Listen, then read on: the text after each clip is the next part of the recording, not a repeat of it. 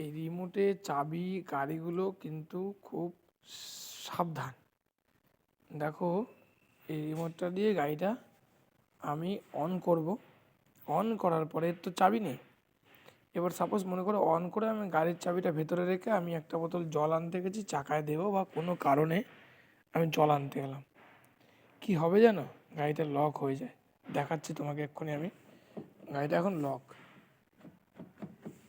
খুলছে না। আমি লকটা ওপেন করলাম, ওপেন হয়ে গেল। হ্যাঁ, গাড়িটা খুলছে।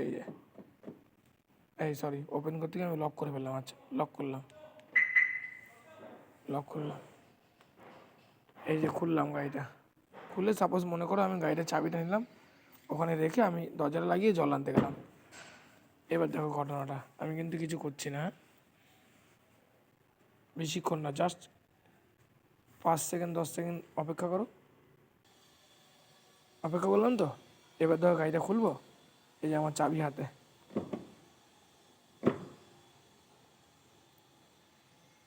দাঁড়াও, এখনও খুলে গেল। হ্যাঁ, দেখাচ্ছি, দেখো অটোমেটিক এই গাড়িগুলো লক হয়ে যায়। তাই এই গাড়িগুলোর চাবি রাখার নিয়ম হচ্ছে ওই বোর্ডে, কিন্তু সাবধান।